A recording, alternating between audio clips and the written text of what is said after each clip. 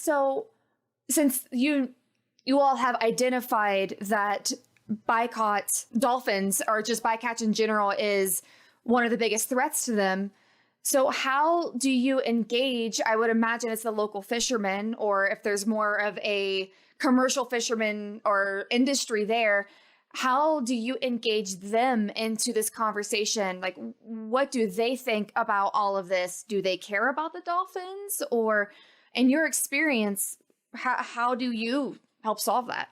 Yes, this is a good question, and this is why the weekly awards is so important on this time. I am, as I said before, I am a scientist and doing science, it's, of course, that's very, very important step. But what we have detected in the last decade maybe is that only doing science and publishing the papers is not enough to protect the animals, as we have a social problem together. And it's very hard to convince people, the people that are giving money, that we should look for the social approach together with the science-based one.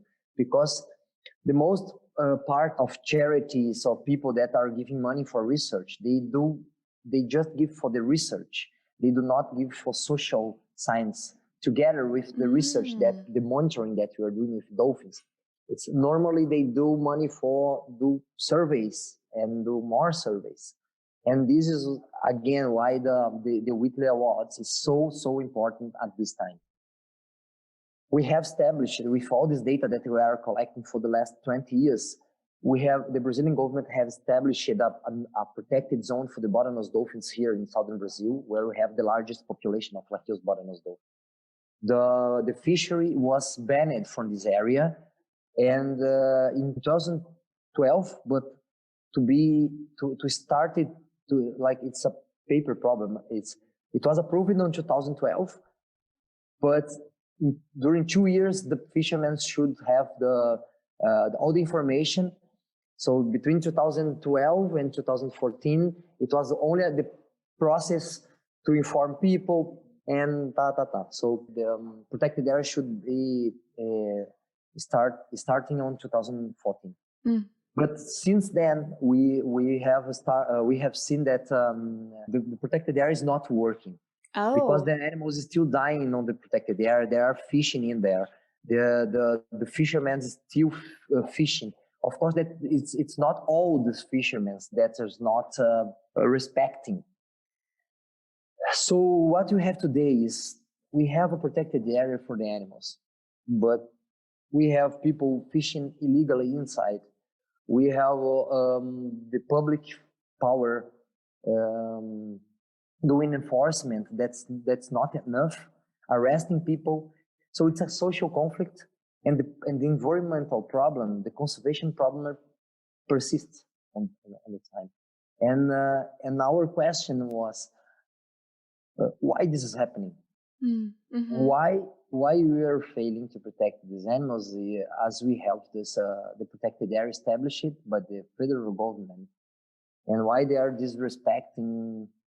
And we started to interview some fishermen, and it was so clear on this. It was a very preliminary study that there was no social study with the fishermen when the protected area was created. It was we call here a top-down decision making, and the government failed to approach the fishermen and to consider all this community as part of the process.